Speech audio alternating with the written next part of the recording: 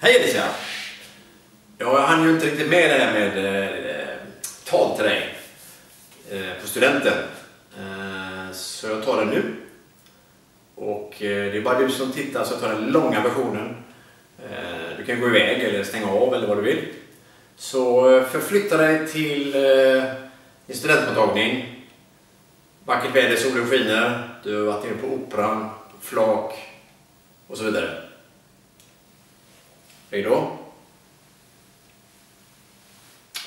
Alicia, 10 juni 2015. Och vägen hit har jag varit väldigt noggrant planerad. I högstadiet så besökte du alla gymnasieskolor. De har öppet hus. Vi gick på den stora mässan där alla ställde ut. Och det gjorde alla i 9:an. Men du gjorde detta när du gick i 8:an också. Och det var nog bara du. Och där var du väldigt mycket inne på Donnegymnasiet, kommer du det? Eller? Mm. Men så var det en skola där, ett gymnasium, på mässan som inte var där. De behövde inte ragga folk. De behövde inte visa att iPads och multimedia hoppa hej. Det var liksom, nej. Utan de var kända, alla visste om dem. De ställde tuffa krav. Gedigen utbildning, ordning och reda och vänskap naturligtvis. Så de valde du. Så det blev naturvetenskap på SAM. Tufft att få bra betyg, men väldigt bra för dig ändå. Och du fick ju bra betyg ändå. Eller får. Men det var tufft. I höstas och nu i våras så var det ju faktiskt väldigt nära att gå in i väggen. Du tappade i alla fall kontakten med åtminstone mig.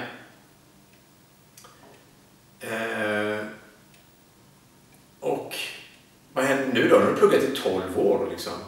Lite allmänna ämnen och så. Du har gått in på läkarutbildningen på Lund. Och jag hoppas att du inte kommer in i höst.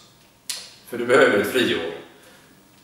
Där du kan ut och, som du har planerat lite grann, ut och säsonga i Alperna, åka skidor, lära åka bräda och sen efter det backpacka, så jorden runt. Fräckt. Och är det någon här som ska gå på café i sommar eller höst och ni vill ha stans bästa service, då ska ni gå till Ljungans på Avenyn eller Cappuccino. För när du börjar där, det är, ja, så fattar ni, gå dit.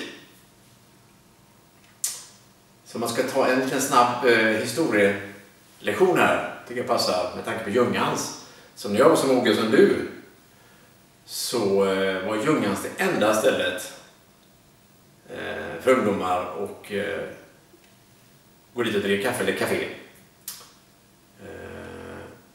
Så fanns det ett ställe till där man spelade piano, en 8-årig gubbe som satt där och man kunde baka sig te och så. Det var Bröjtegams. Det var de 2 ställena.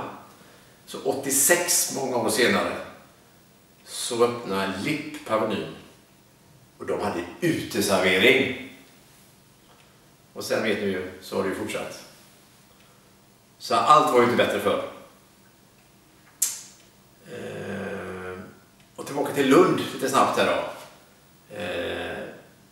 Läkarutbildningen där, den är ju absolut rankad som Sveriges bästa. Jag har varit de 4 sista åren och sen legat på andra plats och sen var det första plats igen och ja, så vidare. Och det gäller både lärare, utbildnings redan uppbyggd, trivsel och så vidare. Så att ja, det blir nog väldigt bra det också. Om du kommer in, vilket du själv är lite tveksam till, men du kanske får plugga upp ämnen, vi får se. Och i Lund, hur som helst, så kommer du få väldigt roligt, massa kul. Nationerna där nere kommer få Portan och Blekna. Och så har vi ju Lundakarnevalen. Det bästa året någonsin hittills för Lundakarnevalen. Vilket år är det?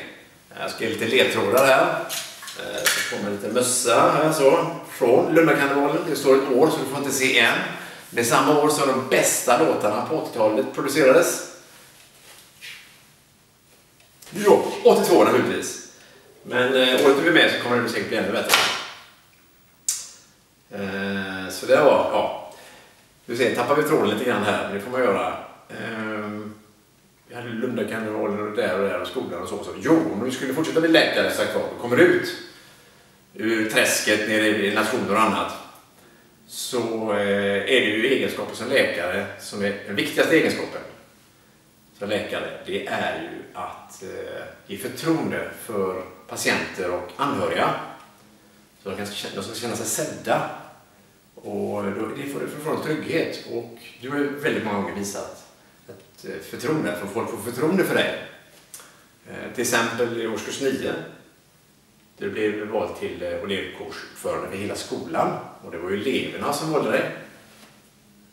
Det säger ju ett och annat. Sen är du väldigt intresserad av biokemi och kroppens funktioner. Och sen har du ett sjätte sinne.